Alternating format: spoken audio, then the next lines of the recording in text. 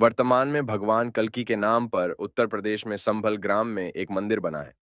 उनके नाम पर दिल्ली आदि क्षेत्रों में ऑडियो, वीडियो, सीडी, पुस्तक आदि साहित्य सामग्री का विकास कर प्रचार प्रसार किया जा रहा है। उनके नाम की आरती, चालीसा, पुराण आदि मिलते हैं। इन लोगों का मानना है कि देवी जगत में कल की अवतार हो गया है। स्वप्न, जागृत और वाणी अनुभवों द्वारा वे भक्तों को संदेश दे रहे हैं। उनकी महाशक्तियां भक्तों की रक्षा के लिए इस जगत में चारों ओर फैल चुकी हैं। अब बस उनका केवल प्राकट्य शेष है। पुराणों में कल की अवतार के कलयुग के अंतिम चरण में आने की भविष्यवाणी की गई है। अभी कलयुग का प्रथम चरण ही चल रहा है, लेकिन अभी से ही कल की अवतार के नाम पर पूजा पाठ और कर्मकांड शुरू हो चुके हैं। कुछ संगठनों का दावा है कि कल की अवतार के प्रकट होने का समय नजदीक आ गया है और कुछ का दावा है कि कल की अवतार हो चुका है। कल की अवतार को लेकर हिंदुओं में यह भ्रम और मतभेद क्यों है? क्या शंकराचार्य इसे स्पष्ट करने की जिम्मेदारी नहीं रखते हैं? उत्तर प्रदेश में सक्रिय कल की वाटिका नामक संगठन का दावा है कि कल की अवतार के प्रकट होने का समय नजदीक आ गया है। इसका तार्किक आधार यह है कि अवतार किसी समय सीमा में बंधा नहीं होता। उसके प्राकट्य के अपने मापदंड होते हैं। हिंदू धर्म के पतन का एक मुख्य कारण यह है कि हर वह कार्य किया जा रहा है जिसका वेदों में उल्लेख नहीं मिलता है। हिंदुओं के एकमात्र धर्म ग्रंथ है वेद। वेदों का सार है उपनिषद और उपनिषदों का सार है गीता। इतिहास ग्रंथ महाभारत का एक हिस्सा है गीता। रामायण, पुराण और स्मृतियां भी इतिहास और व्यवस्था को उल्लेखित करने वाले ग्रंथ है, धर्म ग्रंथ नहीं। पुराणों में बताया गया है कि कलयुग के अंत में भगवान कल्कि अवतरित होंगे। वे एक सफेद घोड़े पर बैठकर आएंगे और राक्षसों का नाश कर देंगे।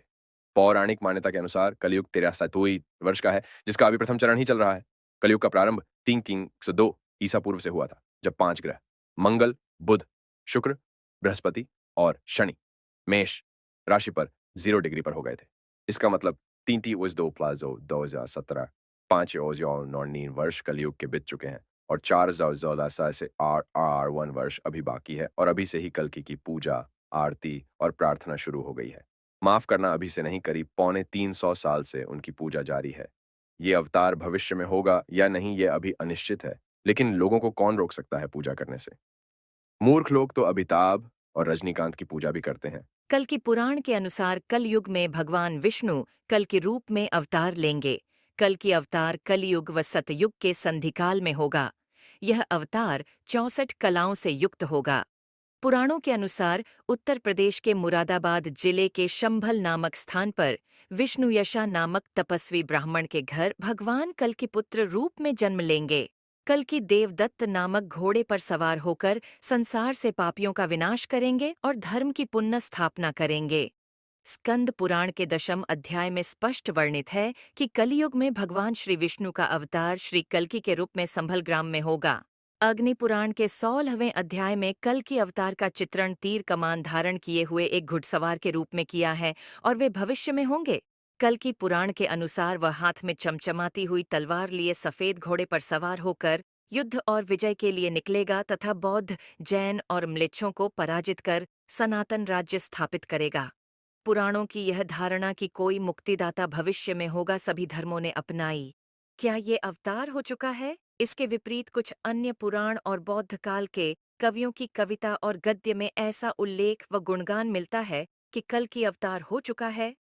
वायु पुराण अध्याय 48 के अनुसार कल की अवतार कलयुग के चरमोत्कर्ष पर जन्म ले चुका है। इसमें विष्णु की प्रशंसा करते हुए दत्तात्रेय, व्यास, कल्कि विष्णु के अवतार कहे गए हैं, किंतु बुद्ध का उल्लेख नहीं हुआ है। इसका मतलब यह कि उस काल में या तो बुद्ध को अवतारी होने की मान्यता नहीं मिलती थी या फिर बुद्ध के पूर्व कल्कि अवतार हुआ होगा। मत्स्य पुराण के द्वापर और कलयुग के वर्णन में कल्कि के होने का वर्णन मिलता है। बंगाली कवि जयदेव 1200 ई और चंडीदास के अनुसार भी कल की अवतार की घटना हो चुकी है, अतः कल की एक ऐतिहासिक व्यक्तित्व हो सकते हैं। जैन पुराणों में एक कल्कि नामक भारतीय सम्राट का वर्णन मिलता है।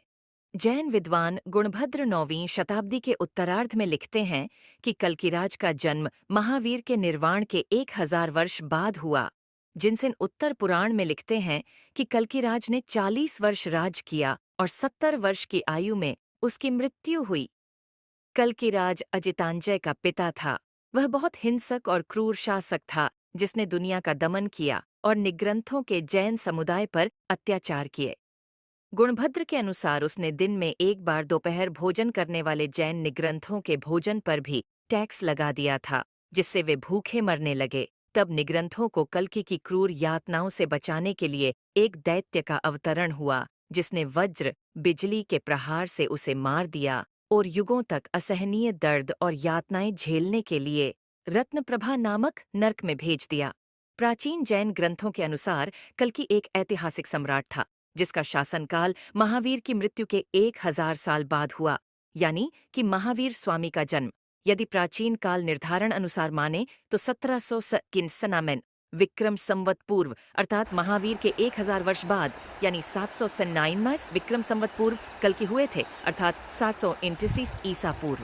अब यदि हम अंग्रेजों द्वारा लिखे इतिहास का काल निर्धारण माने तो महावीर स्वामी का जन्म 599 ईसा पूर्व हुआ था। इसका मतलब महावीर के 1000 वर्ष बाद कल्कि हुए थे, यानी कि तब भारत में गुप्त वंश का काल था। मौर्य और गुप्त काल को भारत का स्वर्ण काल माना जाता है। गुप्त काल के बाद ही भारत में बौद्ध और जैन धर्म का पतन होना शुरू हो गया था। आधे भारत पर राज्य करने वाले बौद्ध और जैनों का शासन आखिर हर्षवर्धन के काल तक समाप्त होकर शून्य क्यों हो गया? तब क्या हम यह माने कि गुप्त वंश के पतन के बाद ही कल्कि का अवतार हुआ, जिसने शक कुषाण आदि को ही नहीं मार भगाया बल्कि जिसने बौद्ध और जैनों के प्रभुत्व को भी समाप्त कर दिया? यदि हम प्राचीन तारीख निर्धारण के अनुसार कल्कि का जन्म 729 ईसा पूर्व मानते हैं, तो इसका मतलब कि जैन तीर्थंकर पार्श्वनाथ 877 ईसा पूर्व के बाद कल्कि का जन्म हुआ होगा। पार्श्वनाथ के काल में जैन धर्म अपने चरमोत्कर्ष पर था और निश्चित ही तब हिंदुओं के लिए जैन धर्म एक खतरा जान पड़ा होगा। यदि गुप्त काल के बाद कल्कि का होना माने तो गुप्तों के बाद हूणों ने भारत पर कब्जा कर लिया था। जैन ग्रंथों में वर्णित कल्कि का समय और कार्य हूण सम्राट मिहिरकुल के साथ समानता रखता है, अतः कल्किराज और मिहिरकुल 502 542 आई के एक होने की संभावना से इनकार नहीं किया जा सकता। इतिहासकार के बी पाठक ने सम्राट मिहिरकुल हूण की पहचान कल्कि के रूप में की गई है। वे कहते हैं कि मिहिरकुल का दूसरा नाम कल्किराज था। जैन ग्रंथों ने कल्किराज के उत्तराधिकारी का नाम अजितांजय बताया है। मिहिरकुल हूण के उत्तराधिकारी का नाम भी अजितांजय था। कुछ विद्वानों के अनुसार मिहिरकुल को कल्कि मानना इसलिए ठीक नहीं होगा क्योंकि हूण तो विदेशी आक्रांता थे। उनको तो इतिहास में विधर्मी माना गया है।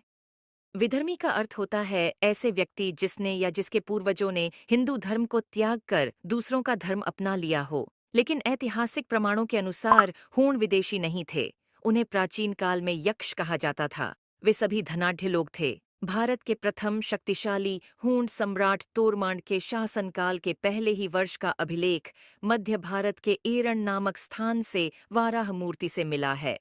हूणों के देवता वाराह थे। कालांतर में हूणों से संबंधित माने जाने वाले गुर्जरों के प्रतिहार वंश ने मिहिर भोज के नेतृत्व में उत्तर भारत में अंतिम हिंदू साम्राज्य का निर्माण किया और हिंदू संस्कृति के संरक्षण में हूणों जैसी प्रभावी भूमिका निभाई। अंततः यह कहा अभी भी सही नहीं होगा कि कल्कि अवतार हो चुका है या नहीं हुआ है। ये कहना भी उचित नहीं होगा कि होने वाले अवतार की अभी से ही पूजा की जाए और उनके मंदिर या व्यक्तित्व के आसपास धर्म का एक नया व्यापार या पाखंड खड़ा किया जाए, क्योंकि यह कहना सही नहीं है कि यह एक पाखंड है या नहीं। जो लोग वेद को पढ़ते और समझते हैं वे ही उचित समझते हैं।